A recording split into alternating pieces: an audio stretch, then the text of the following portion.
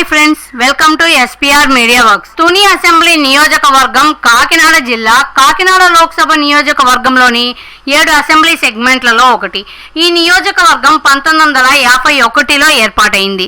2019 నాటికి ఈ నియోజకవర్గంలో మొత్తం 2,12,900 మంది ఓటర్లు ఉన్నారు. తుని అసెంబ్లీ నియోజకవర్గం విషయానికి వస్తే ఆవిర్భావం నుండి తెలుగుదేశం పార్టీకి కంచుకోటగా ఉన్న ఆ నియోజకవర్గంలో ఆసక్తికరమైన పరిణామాలు చోటు చేసుకున్నాయి.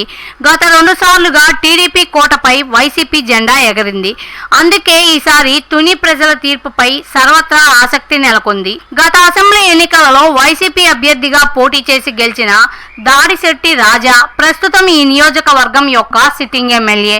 ఈ క్రమంలో గత ఎన్నికల ఫలితాలని ఒకసారి విశ్లేషిద్దాం. 2009 ఎన్నికలలో కాంగ్రెస్ అభ్యర్థి వెంకట కృష్ణంరాజు, శ్రీరాజ వాత్సవాయి, టీడీపీ అభ్యర్థి యనమల రామకృష్ణుడు మరియు పీఆర్పీ అభ్యర్థి రొంగలి లక్ష్మిలపై పోటీ చేసి 8,510 ఓట్ల మెజార్టీతో గెలుపొందారు.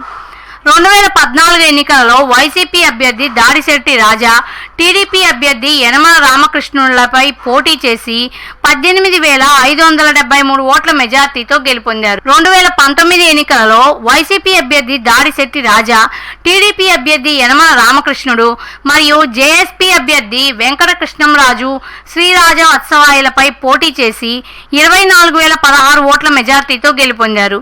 2024 ఎన్నికలలో వైసీపీ అభ్యర్థి దాడిశెట్టి రాజా, టీడీపీ అభ్యర్థి యనమల దివ్య, కాంగ్రెస్ అభ్యర్థి గెలం శ్రీనివాసరావుల మధ్య పోరు జరగనుంది.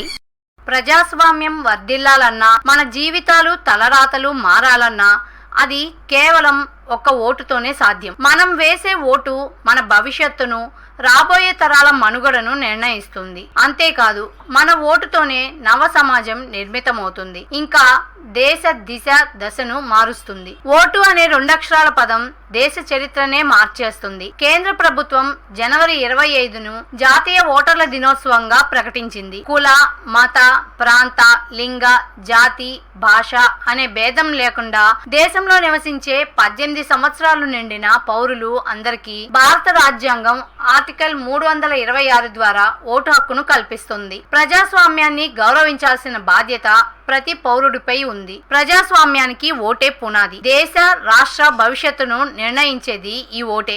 అలాంటి ఈ ఓటును డబ్బుకు, మద్యానికి అమ్ముకోకుండా భారత ప్రజాస్వామ్య పరిరక్షణ కోసం ప్రతి ఒక్కరూ తప్పనిసరిగా తమ ఓటు హక్కు వినియోగించుకోవాలి.